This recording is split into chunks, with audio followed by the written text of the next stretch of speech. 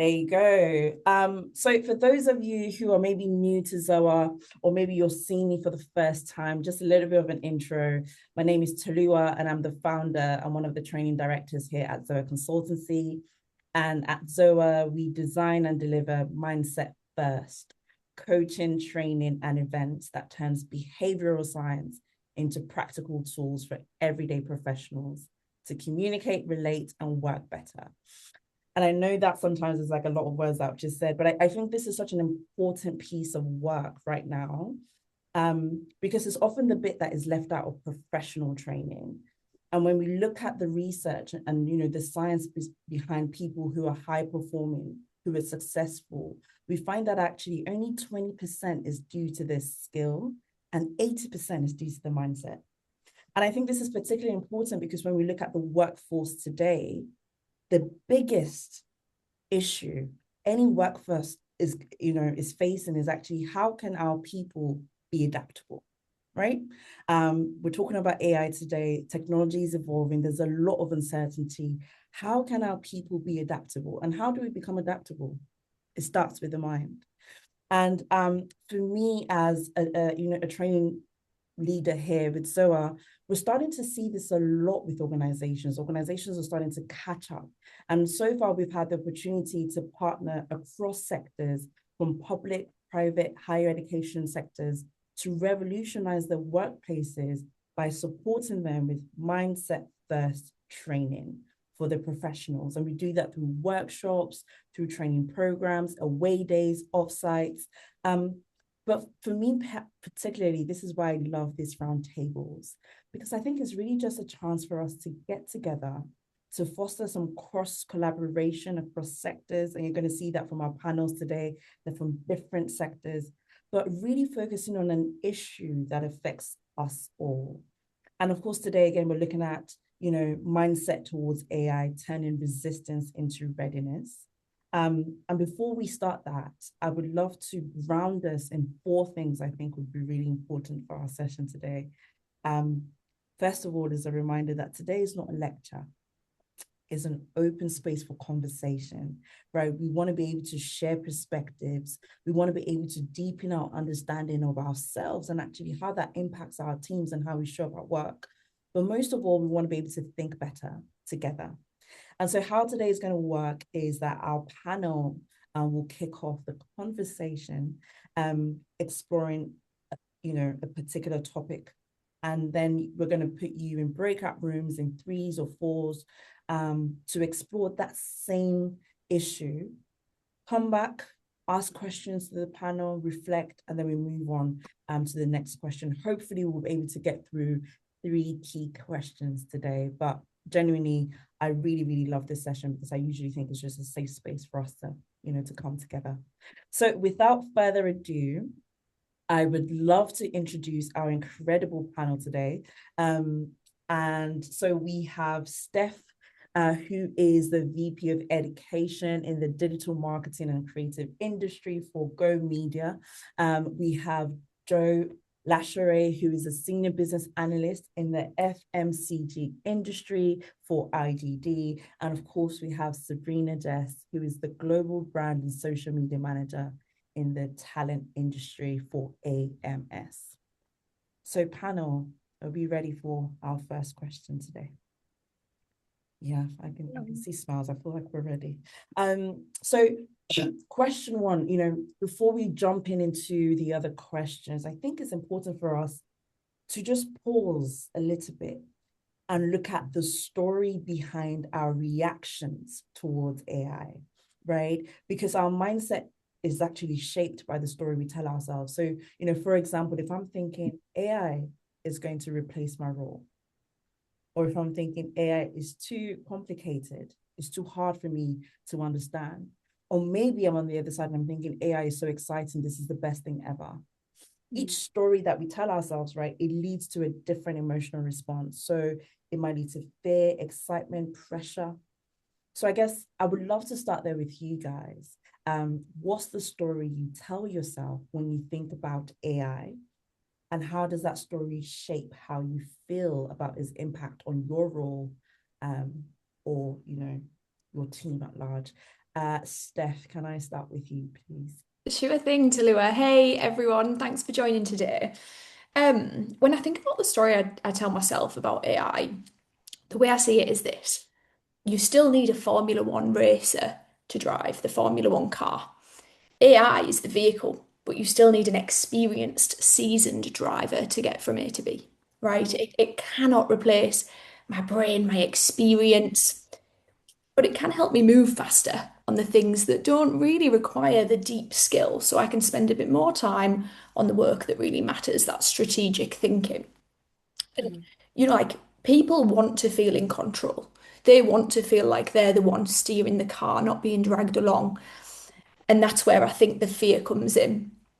And if I'm being honest, I don't think AI is taking our jobs. I think the people who ace AI are. And mm, to ace it, you have to stop dipping your toe in, right? You have to dive in, you have to experiment, you have to try things, break things, reach the guardrails of AI.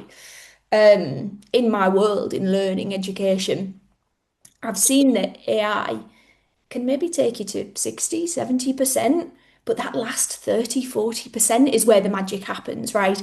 That's where the expertise, the judgment, the wisdom lives. So AI can give you a starting point, but you have to elevate it beyond that.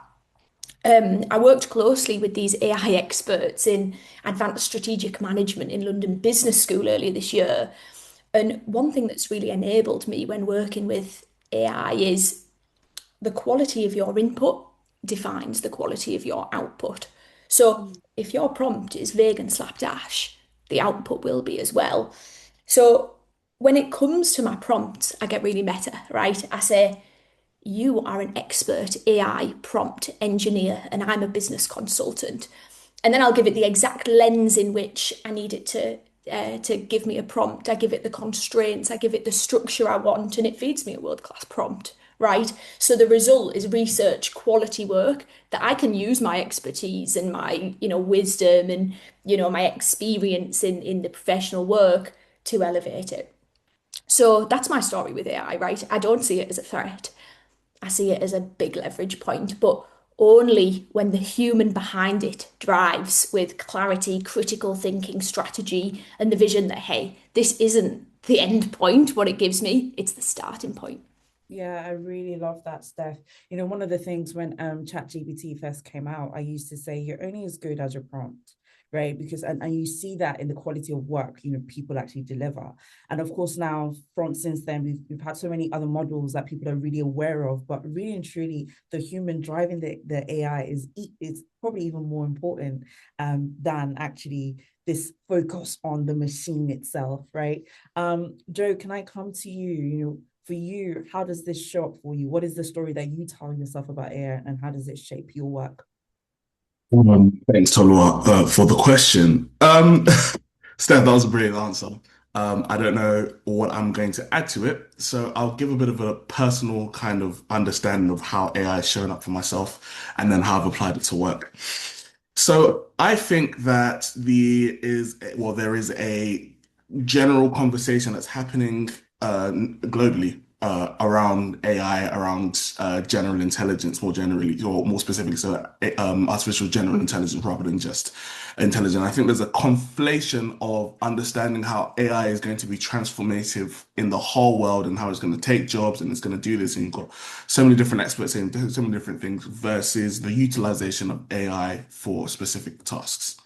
So those two kind of aspects got really confused in my head, and I was one of those people that said, "Yeah, all right, so I'm out of a job. What do I need to do next?" But that's developed and grown over time in terms of what my understanding of AI actually is, and therefore its impact on the work that I do. So at IGD, though I'm a business or senior business analyst, I have been tasked with the data transformation of the company. So where we're going to be taking our data visualization and where we're going to be taking our data architecture going forward. And this is a company that kind of works in that space between making sure that we are giving the best insights to the grocery industry, whilst also reinvesting those profits into societal good.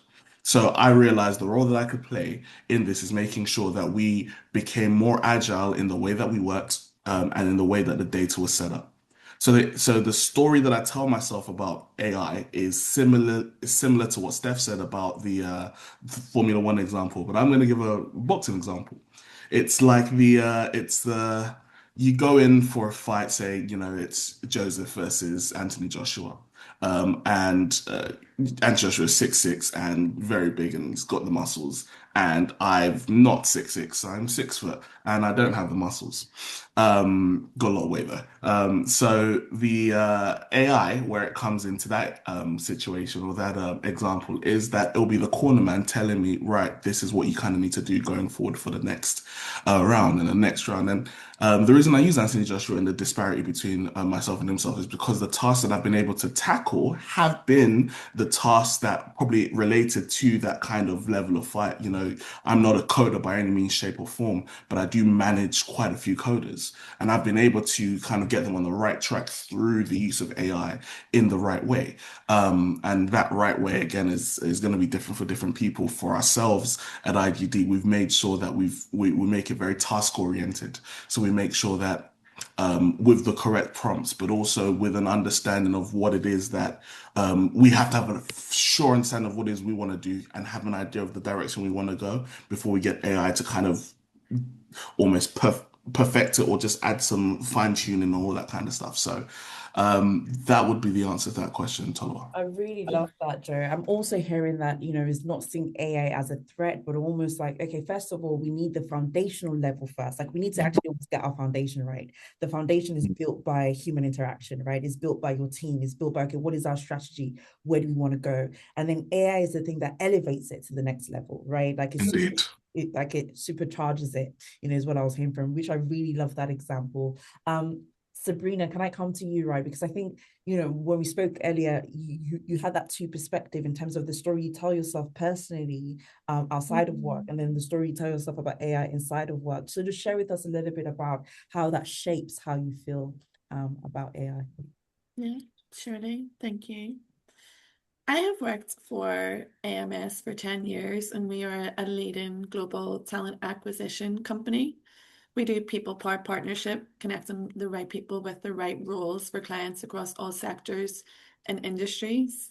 And what attracted me to this role and why I am still here is because I love people. I see how talented we all are. I see the magic in everyone. I see their skills and their abilities and all of the unique traits and abilities that make everyone unique. So as a person, it's something I'm very conscious of and celebrate, our unique human abilities and what makes us so great. So when it comes to AI, I am a bit of a late adopter.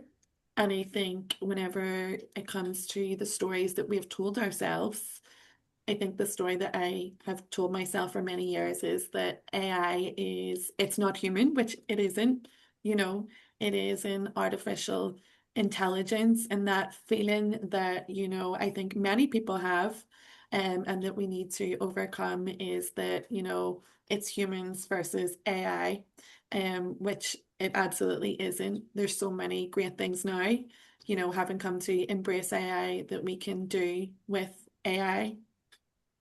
I think that the essence of that feeling and the story that we tell ourselves comes from a place of, but we're so talented, and now is that all a waste? Like you said, sort of, is it a threat? And we absolutely don't have to see it that way. So having like flipped my own internal script on how I see AI has really helped. We need to do that. We need to embrace it. I now use it every day, and one of my favorite tools is Google Gemini, in my role as a brand and social media manager who works on numerous projects, but also in my role as the co-lead for our social mobility ERG. It really helps for so many things. We can use it as our own personal advisor, our own personal consultant. Again, being human, some days we have less energy than others. There's a lot of times in our roles we need to start on a blank page, and AI can definitely help us on a variety of tasks. And I think what can really take you from being apprehensive to really embracing AI is starting to look at how can this help me personally? You know, I can talk to AI and say, hi, I'm Sabrina. Here's my CV. Here's my situation. And you really have your own personal consultant, advisor, friend, therapist. So I think about, instead of how do I embrace AI, I don't really like it, thinking about how do I make AI work for me? And then also, advising other people in the business of how I use AI and how it has helped me to also help them overcome any internal hurdles, is definitely a huge mindset change. But now it's a positive one. So I don't avoid AI, I don't fear AI, I embrace it. Working, in talent, working in that industry, we are very much of the opinion that it is absolutely not going to replace people, but people who embrace AI and use AI will definitely be better off for that, using that as part of their role. I really love that, Sabrina. That question you asked there in terms of how can I make AI work for me, right? I think it's such an important question, and a reframe from something that can feel so overwhelming and so, grand and actually so vague and abstract sometimes, to actually bringing it more on a personal level. Wait, where is the value in this for me? And actually then starting to share that learning with others, but also then starting to think more on a larger scale. Okay, what does this look like for talent acquisition? What does this look like for our teams? And so I think that level of that personal relationship, or even testing and experimenting it yourself, is a interesting mindset shift towards like that resistance that a lot of us initially feel. We're going to pause there with our panel, and what we're going to do next is a conversation with you guys. So we're going to open breakout rooms, and there's going to be about 2 of you in each room. I know sometimes we really hate breakout rooms, but I promise, guys, there's going to be great conversations. And essentially, you're going to be looking at the same question, right? What is the story that you tell yourself about AI? And how does that shape how you feel about its impacting your work? I am going to share this slide in the breakout rooms for the first couple of minutes so that, you have that question there, and then, I'll take it down. But we're going to be in breakout rooms for about 5 to 7 minutes, and then we'll come back. Any reflections, any questions to the panel, you can share before we move on to the next question. Alrighty. Okay, so I'm going to open all the breakout rooms now, and then we'll come back. Amazing. And panel, we just stay in this same room.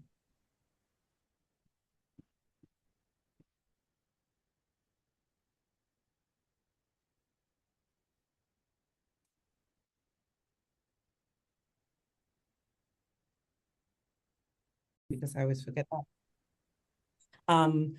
But I think for us, it was really important that we started with this thought level when we're talking about mindset first training, right? Because it's an incredible, powerful place to begin when we look at the behavioral science and what we know about behavioral change, because it tells us that every human behavior starts with our thought patterns. It starts with what we think, the story we're telling ourselves about a situation, and that starts to influence our emotions, how we feel about that particular thing, and then that's what shows up in our behavior. And so our next question is going to really explore that emotional and behavioral level when it comes to AI. So back to the questions to our panel. And before I ask you this question, I think, often resistance, and we've already started to hear that resistance to AI isn't like always logical, right? It's an emotional response. And again, as we've just seen in that cycle, is that our emotions drive our decisions often before our intellect, is like in line with that. It catches up. So if I'm feeling anxious about AI, my response is maybe I avoid reading about it. If I'm feeling overwhelmed, maybe my response is procrastination. I'm like, okay, I'll deal with this later. I'll deal with this later. If I'm feeling very excited, maybe my behavior shows up as I want to try everything. Gemini, ChatGPT, everything. And I think these emotions can either lead us to stop learning, can avoid experimenting, or maybe we jump too fast into AI without any strategy, or, trying to say, okay, what are the trade-offs here? Is there any trade-offs? So to our panel, for you guys, and Sabrina, I'm going to start with you for this question. You know, when you think about AI in your role or industry, what emotions come up for you, and how do those emotions influence the decisions that you make? Yeah, it's such a good question. I think before we even think about AI and our specific role in industry, I think we need to always be conscious of whenever anyone thinks about AI, it might be slightly different, you know? So whenever I think about AI or anyone thinks about AI, they might naturally think, you know, about chatbot agents. For other people, whenever they think about AI, they think about specific systems that they're using and the AI changes that are coming in with those systems. Other people think about AI as the very visible AI that you can see, and some other people imagine it to be, you know, invisible, that it's some hidden robot in somewhere that we don't really know and we don't really know what it's doing. So I think whenever we think about AI, we need to appreciate that what that is for so many people is different, and quite a lot of people are actually even unsure what they think AI is. And that a lot of people maybe try or struggle to actually grasp the scope and give that a place in their head. In our industry, in recruitment, we talk a lot about AI supporting recruiters. So it will do a lot of the manual, lower skilled, repetitive tasks that I think most people don't enjoy, and that are becoming heavier as time goes on, and all our plates get fuller, and ultimately, you know, freeing up recruiters and freeing up various roles in the business to do more human-led tasks like relationship building. So I think really at the minute, pretty cliche, but the emotions that come up are unsure. We're unsure, you know, exactly what AI is. I think there's a huge mix in opinions on how intelligent AI actually is. I think there is, you know, a lot to be excited about, and we know the potential of AI, but I also think that AI is not as intelligent as is being marketed in a lot of cases, you know. We really are in the very early days of AI. And while there are some great tools out there and, you know, great technology out there that will help us in many ways, we are certainly not close to some of the more negative potential outcomes or impact of AI as sometimes we read about. So I think there's a really, really mixed bag in terms of emotions, which naturally will change across industries. You know, we work with clients across all industries, all sectors, all job roles, right from early careers right through to, you know, executive hiring. So quite a mixed bag. Yeah. In terms of social mobility, the feeling there is that AI is, you know, potentially a great equalizer. Aside from the younger generations, Gen Z being natives, Alpha and Beta, they will be very comfortable with technology, but really for the majority, the other four generations in the workforce, everybody's on a pretty equal foot, you know, in terms of experience and knowledge of AI, with the exception of those, you know, real early adopters who have dove right in and learned as much as possible. You know, AI, where we are with AI, most of us are on a relatively level playing field, which provides us with a lot of opportunity in terms of social mobility. Yeah, absolutely. And I think, you know, that mix there in terms of the emotions that come up for people of, you know, across sectors of if it's, okay, this might have you know, a level playing field for all of us because we're all kind of learning and we're all kind of experimenting. So I know sometimes with our clients, because we work with a lot of like, you know, early, you know, new to work professionals, early career professionals. And I think sometimes there's that emotion of fear there in terms of if AI is doing a lot of like processes and compliance and, you know, this kind of things, does that like eradicate, you know, the need for, you know, my role? And I suppose, Steph, you know, just from your perspective, what do you think about this? Like, what emotions, come up for you, or, what have you seen within your industry? Thanks, Talua. I guess similar to you, Sabrina, really, it's a mix of excitement and tension for me, right? The excitement comes from the fact that in digital learning, AI could completely transform an industry that has a bit of a bad rep. Like, most people hear e-learning and think GDPR modules, mandatory compliance, click-through slides. That's not transformation, that's a tick box exercise. But AI has the possibility to change what we can do in that space. We can turn passive learning into active skill development. For example, like right now, I'm looking at AI powered role play tools in learning where learners can practice real conversations on demand. They can get personalized coaching, personalized feedback instantly. No need to wait for a live session, no need to wait for a facilitator. At London Business School, we used this custom built GPT trained on real fork in the road decisions for businesses that we all know and love, Starbucks, Google, Meta.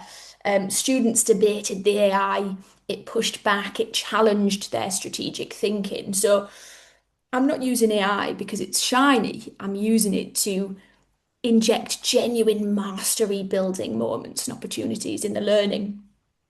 But then there's tension, right? Because as powerful as AI is, nothing replaces human interaction, connection, humor, wisdom, experience, psychological safety, social proof, public accountability, and real relationships, right? AI can't give you that. And the more advanced AI becomes, the more important that layer feels. A great example, right, is right now I'm building the 2026 education strategy at Go Media. And yeah, I'm exploring AI powered role play for our users for the product, but I'm also intentionally pairing every content release with a learning ecosystem feature where humans come together and collaborate, debate, give each other feedback, and apply what they've learned together because AI can scale learning, but humans transform it. And that interplay between your excitement about innovation and tension around the risk of losing that human connection guides the decisions I make. Yeah, I really, really love that. And in fact, I'm gonna pause there for us because I just think there's some of those things, Steph and Sabrina, what you've mentioned, but I think would make for a juicy conversation in our breakout rooms, right? Because I can see some of you just really nodding there. So I'm gonna open the breakout rooms again. I'm gonna spend a little bit longer here. Time is our friend. And it's the same question. I'm going to share this. I don't think I actually shared it last time, so please do forgive me, but I'm going to share this slide into the breakout room. Same question. What emotions come up? How does it influence the decisions you make? Talk to one another. And then we're going to come back. But this time, if you have questions for the panel, please do ask. If you have reflections you want to share, please do. And then we'll conclude our session with one last information. All right, we're going to open all rooms, and then Sabrina and Steph, you can also stay here so you don't need to move into the breakout room. Amazing. I think generally people are having to learn new systems all the time, learn new processes all the time, and all those incremental things. And then it feels like AI is just, and I think a lot of people just don't have the actual energy or even physical time capacity to be embracing something and don't even know where to start. And just to like tie that to my previous point, whenever we think AI, it's so different for so many people. It feels like you have to tackle a beast, where we don't necessarily, you can just like dip your toe into the pond and make it work for you and then build a good relationship with it and then, expand that. And you don't have to know everything. You don't have to know every single aspect of AI and how that might affect every single job role. But just making it work for you. I actually completely agree, like Sabrina. I do think like actually people are tired, like in general, right? Like I just think there's a lot that is happening in the world. Like, there's obviously evolution with AI and how much we talk about it, how much space it occupies in our working world, but just those uncertainties and everything else that comes in the society that we, even Hmm. with like tax and like working from Hmm. home and then cost of living crisis, all of that. Yeah. I do think people are, there's a level of fatigue, there's a level of tiredness, there's a Hmm. level of change. It's having to learn something new, and our brain Mm. is like Hmm. at overcapacity almost. Yeah. Yeah. Can I speak to that quickly, Yeah, actually? yeah, yeah, of Because course. it's funny because my answer was gonna kind of lend into that fatigue in a different way. There is and I think I mentioned it in my first answer in terms of the conflation between kind of general intelligence versus AI and the conflation of kind of that Orwellian view that we have of Hmm. AI, that it's gonna, took our jobs and it's gonna, we've got these things around the fact that it's a potential bubble and how it's propping up different economies and all that kind of stuff people are hearing, right? That is an entry point to AI. Another entry point is Copilot, Gemini. Another entry point is I'm trying to think of it will be via Power BI, sorry, as a data person. But there'll be so many different entry points that give so many different people a different experience Yeah, of what AI actually is and what it means to them. yeah, So I think that it's an amazing question that we've asked here in terms of actually how do you react emotionally to it? Because I think that it really starts with how did you first interact with it, or how do you generally interact with it, and then what was that experience like, and then from yeah. there. It's so true that Joseph, right? Well, discuss AI with my husband more than I would like to admit. And he said to me, "What was your first interaction then?" I got back from maternity leave and it felt like the Mm. train had left the station. And I was like, oh, quickly, quickly. Mm. And the my first interaction with it was my manager, sorry, a peer of mine who was going off on maternity leave. I was coming back, she was off. And she said, "Hey, Mm. this is how I've been using it. We take the qualitative data, we have AI mine for trends, we share those trends with the managers, and then we use that data paired with the quantitative data, which we also use it to analyze, to Mm. inform the upcoming program, the upcoming schedule." And I was like, oh, crikey. So from the outset, I wasn't using it to refine sentences, right? So maybe that's inspired my adoption of AI. I'm quite positive about AI, if I'm honest, because I had to be in that first instance. Sure. Hmm. Yeah. Absolutely. Actually, I've never really thought about it like that. Actually, that sometimes it's your first like point of call with your interaction, and actually that really shapes your mindset. And actually, if you're fixed into that mindset or your ability for growth within that mindset, right? Because like for me, having like just like words were never my strong point. Dyslexia is my best friend, right? So when, just discovering ChatGPT, and because I worked in coaching and comms, and I had to send a lot of emails and making sure people understood what they needed to do to a team of 350 coaches. Like Hmm. ChatGPT revolutionized that for me, because it was Yeah. like all of a sudden I didn't need to worry about my grammar. I didn't need to worry about my structure. I didn't need to worry. Yeah. It was like all that was in my head, it Yeah. was now on plain sight. And people were like, I understand exactly what I need to do, where I need to be, what I need to be coaching. And I was like, Mm. wow, this has made my life easier. I wish I had that 10 years ago, because that had been Yeah. possibly like my biggest feedback point from all of my Yeah. managers in the past. It's just like Yeah. to do your eye for detail when it comes to like your grammar, your comms, da, da, da, da, Mm. right? Mhm. And naturally so, my mindset towards AI was kind of like, let's adopt this. This is great. But actually that first interaction is actually, I've never thought about it in terms of what did you use, like, and actually even Mm. who told you, what relationships helped you there, because if it's from a manager that maybe you just don't really like, and they were like, this is a compliance thing, we're all using AI, of course maybe you're a bit Yeah. resistant, because it's like, hey, Yeah. don't Yeah. even like you. And it's um so good that your own intelligence and skills and abilities are not wasted with AI. You have to know how to feed that machine. You know the strategy, you know what you have to feed it, you know what outcomes you're looking, and sometimes it will give the wrong thing, and you have to say, no, actually, please consider this angle, so it's definitely not wasted. And yeah, like you say, how long is it going to take me personally to write 100 pages? How long does it take AI to write 100 pages? And it's not my time or intelligence or, skills, abilities wasted. yeah, It's yeah, yeah. actually maximizing it, because coming back to the whole capacity and fatigue, some days I'm like, I do not have the energy to start on a blank page. So then I say to ChatGPT, hey, I'm the co-lead for our social mobility ERG, and we have this presentation coming up on this. Can you please create an outline and suggest some good blah, blah, blah. And again, it's not that I would never know that. You just don't have the energy or capacity at that given time to start on a blank page. Yeah, absolutely. It's almost like, you being able to channel your energy in the right places and Yeah. delegate. Well, it's almost like you have a delegate, you're delegating the things that maybe are going to drain you in that moment, or Yeah. particularly that, like you're saying, just that creative juice of, right, this is a Hmm. blank page. It's going to take me 40 minutes if I'm going to do this. But let me Hmm. use this AI tool, and now it's taking me 10 minutes to come up with Yeah. something, right? So I think even as a time Yeah. saver, as a productivity tool, there's a Hmm. lot of potential there, right? Yeah. Definitely. I've just closed the Definitely. breakout room, so people will be coming back in about 10 seconds. And then I'm gonna leave space for some of my questions or like reflections to the panel. And then I'll just guide that.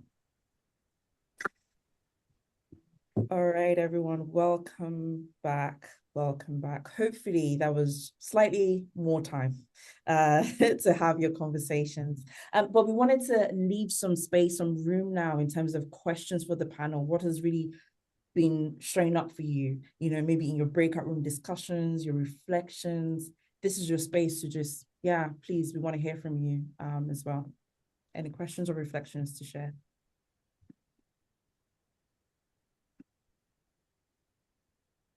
Don't be shy, please.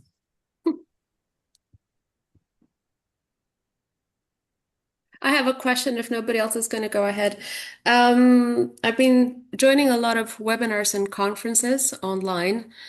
So maybe Steph, this is for you. I haven't looked you up on LinkedIn, so I don't know if your background is education, learning and development. It is?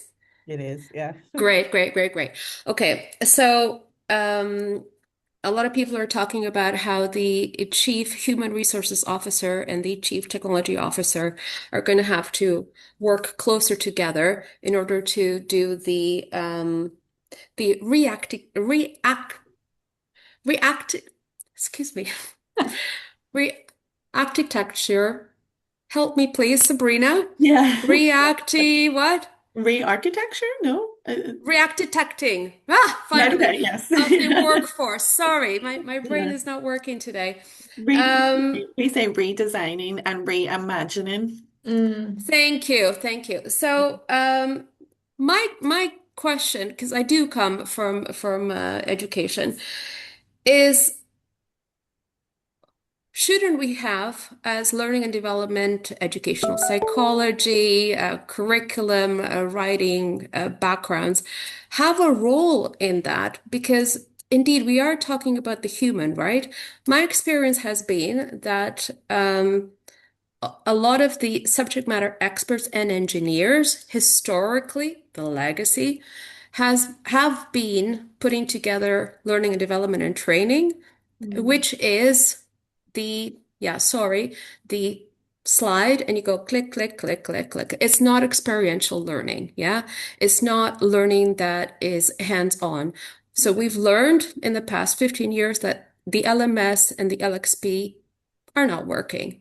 mm, So my question to you is, how do we get into that discussion?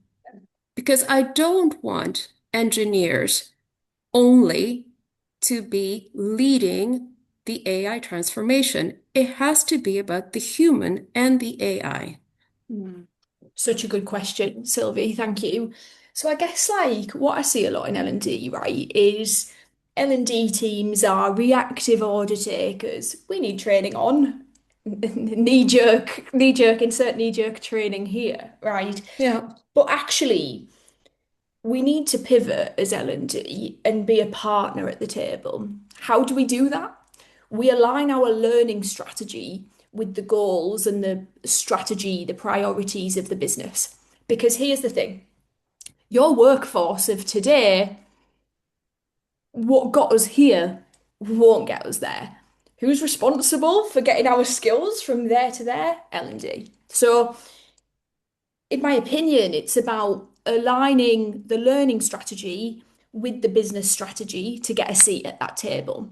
All of a sudden, the learning team is delivering solid ROI because, we're not delivering reactive training. We're delivering training that gets our people where they are today, where they need to be tomorrow. And if that's technology, right? And we are the experts that design it in a way that, is aligned to adult learning theory, is aligned to digital pedagogy if it's digital learning. We take into consideration experiential learning. And we train that skill to get the people where they need to be to deliver the priorities of the business. Does anybody else want to comment? Because there's still resistance. Despite all of that stuff, there's still resistance. Tell me more about the resistance. The resistance actually comes from leadership. What's the objection? The tech stack is too big. We don't know where to begin. Sabrina, the skills gaps, yeah. Where do we need to start? Yeah. So what I'd recommend there is how can you conduct a skills gap analysis to identify, okay, this is the data, therefore, this is the priority in which we need to deliver the learning, right? And you think about your biggest needle movers, if you like. So, like, I've got XYZ data alongside skills gap analysis. So, this is the strategy, and this is how it aligns to the business priorities. Sabrina, were you going to add something there? Yeah. Where we are now, given the advent of technology and this sort of pivotal moment in time that we are, it's really vital that executives and the board understand that, L&D, HR, talent are not fulfillment centers. They're actually strategic advisors to the business, especially as it relates to growth and future-proofing the business. And we do that advising on the needs to meet the workforce of the future, whether that's permanent hires, contingent hires, the mix of that, and also the mix of people and technology, that blends of people and technology and how we work to help meet, the overall business's future objectives as it relates to growth. Organizations need to appreciate, L&D, HR talent as strategic business and growth advisors rather than mere fulfillment centers. Yeah, absolutely. And actually that leads to sort of like our, and Sylvie, thank you so much for that question, right? Because I think that leads to our sort of last question for today, when we're looking at support from our organization in terms of like, what do you feel like you need from either yourself, your team, your organization to feel supported as AI reshapes your work? And actually, I just wanted to share something, within that in terms of like what we've seen. Funny enough, ironically, talking about, AI and technology, but we're really seeing like when we're building deeper relationships at work, the adaptability and the involvement of how we use AI is even stronger. What I mean by that, Sylvie, you mentioned it, that actually a lot of the time, the resistance that we face might come from our leaders. And actually, I think the challenge is trying to understand the objection, for that on a large scale. And actually, when this works really well, we're seeing proactiveness from either L&D leaders or actually team directors or team leads really build one-to-one relationships strategically with people within the organizations and companies to understand actually their emotional responses towards AI, to understand their thought patterns. How are they interacting with AI? What do they actually mean by AI? Like, what is a tick box or that thing that would be a win for them when they're really talking about AI? Because AI is the vague language, but we all mean different things. I think some of us mentioned that earlier in our conversation today. So just really thinking practically from yourselves. And we're not going to go into breakout rooms just because of time, because I really want to make sure that we do finish at 1 to give you guys your time back. Maybe just put it in the chat, or if you feel you can take yourself off mic. But for people in the audience, what is it that you feel you need from yourself, your team, or your organization to feel supported? If I could jump in, from sort of different angle because I'm hopefully providing support to organisations via trainings that they can implement AI and make the most of it. But part of the reason that I'm here on the call today really is everything that you've been talking about, that sort of like mindset, culture shift, how people think about AI, and almost like giving them a reason to use it. Because my past experience with other tech, like rolling out an intranet, for example, internally to a large company, it it was a fantastic intranet, brilliant technically. Day one, big fanfare and use. Day two, nobody'd used it because there wasn't really any reason for them to use it. They didn't understand what it was. It was completely new. People don't like change. And so that's what I think is missing in what I deliver. I mean, I guess it's not my job to deliver. Maybe, who knows, at some point might partner with some of you guys. But or certainly this is why I'm here to try and learn more about it. But that is a big missing sort of bit because I'm just wondering whether, whilst people will hire the likes of me to show them actually how to use the tools, are they actually hiring people around the emotional story, more mind side? I say mindset. Yeah, use that word mindset. That's a good word. So I kind of like worry that I might be delivering all this stuff, but then nothing happens To what because there's a missing piece. Yeah, yeah, absolutely. And I can see head nods as well.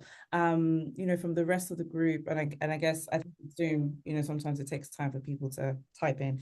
But for you, what do you need or what do you sense that you need from yourselves? And actually, Joe, can I come to you just with that question as we round up from people? What's your perspective in this? Like, what do you need to feel supported as AI continue to reshapes our work? That's a great question. So, I guess for myself and for the company that I work for, there's something that can be affected, right? So the resistance to AI tools historically has been generally based on the risk appetite of the executive team, right? And with executive teams that have a higher risk appetite are gonna go and try and be first movers, and the ones that have a lower risk appetite are gonna kind of be laggards on that in that regard. But we can affect the risk appetite. And we can affect it in a number of ways. I think one of the main ways is actually trying to help us understand and align what we mean when we talk about AI, right? So we're having an offline conversation about how AI actually means a bunch of different things to a bunch of different people depending on your entry point. But trying to understand actually what AI means in specific contexts or in a specific context that you want to make a difference and a change is really important. I think another thing that one can do is kind of what Steph was talking about in terms of developing a strong business case. A strong business case that kind of shows what the problems are, how AI can actually affect those issues is something that I had to do. And I went through that process for about 4 months before I got any traction anywhere. And now here we are where we're actually doing the data transformation, not just for not for the company, but the industry as a whole and the products that we have, which is, we've reached a great place now. So that's kind of how I would answer that, Tolu. I really love that. And actually, that's a really great place to end. What I'm taking away from that is like there's a level of patience that comes with this when we're trying to bring people along the journey with us. But friends, it's now 1 p.m. We do have more roundtables happening next year. So please do get in touch. I'm going to send this QR code via email just because of time. Because if you want to join us for our roundtables or for our in-person event, we would love to see you there. But a massive round of applause to our panel. Thank you so much for joining us. Thank you for your insight and just for the grace that you brought today. And hopefully, if you're interested in this topic, if you want more training, or for us to facilitate conversations like this with your teams, please do get in contact with us at Zoah. We would love to support you there. Guys, have a lovely rest of your Friday and your weekend, and hopefully we'll be seeing you guys soon as well. Thank you, everyone. Thank you. Thank you, Tolu. Thank Take care. Bye. Bye. Cheers, thanks. Cheers, guys. Bye bye. Do you want to stay on the call and talk to me? No, I have a different call. Okay, bye. Take care. Bye. Let's be in touch. Yeah, definitely. I will do. Take care. Thank you. Well Bye. done. Thank you.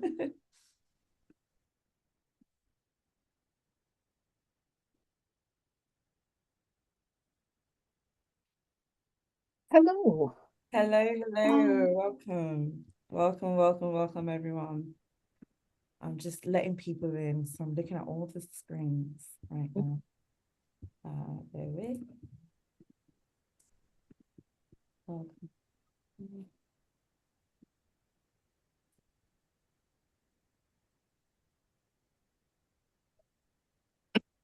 Sophia, did you say we're expecting 10 people?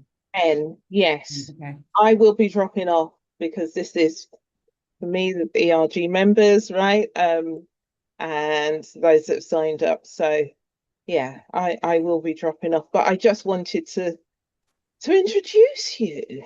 Yeah, please. Love that. Just a little bit, because you